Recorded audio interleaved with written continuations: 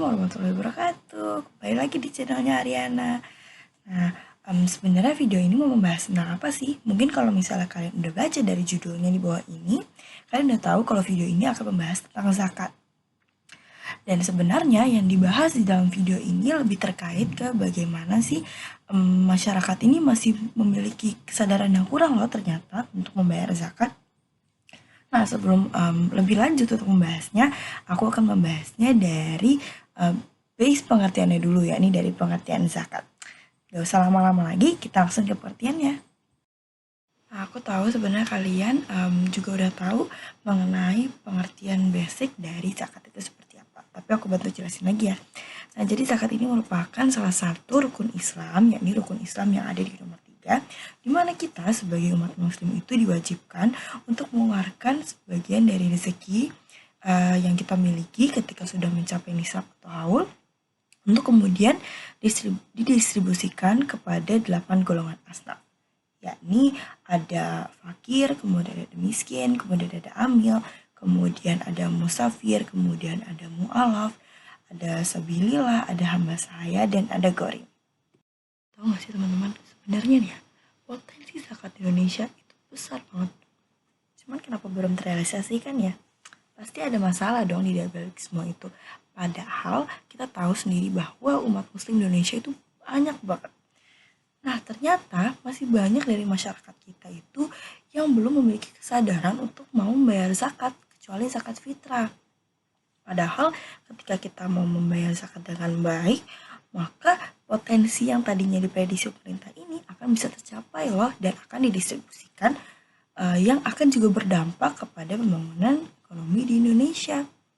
Nah, di samping itu juga banyak masyarakat yang belum mempercaya nih tentang untuk menitipkan zakatnya kepada lembaga amil, sehingga membuat pemerintah itu sulit nih untuk mengontrol bagaimana sih pendistribusian zakat, karena kadang masyarakat kita sendiri ini ada yang zakatnya sendiri, misalnya karena kita tahu tetangga kita, akhirnya kita zakat ke tetangga kita sendiri.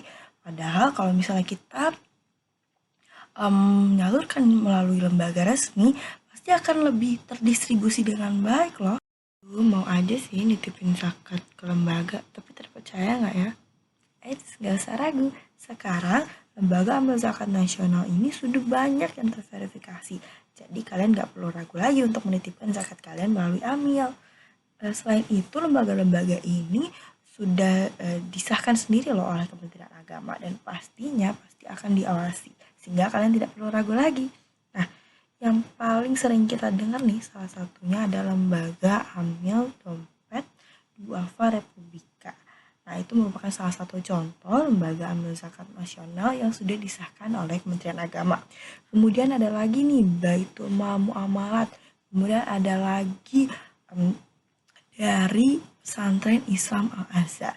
Nah, 3 contoh tadi itu merupakan lembaga amil zakat nasional yang sudah terpercaya dan diawasi oleh pemerintah Indonesia.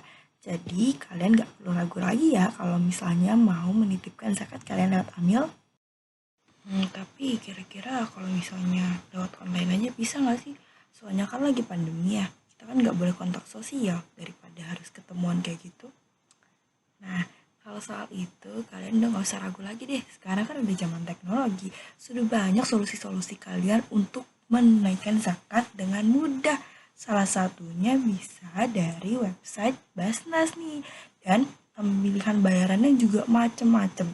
Atau mungkin kalian belum familiar sama website Basnas, kalian bisa loh melalui platform e-commerce seperti Bukalapak, Tokopedia, atau Gojek, atau misalnya dari salah satu aplikasi crowdfunding terbesar di Indonesia, yakni kitabisa.com.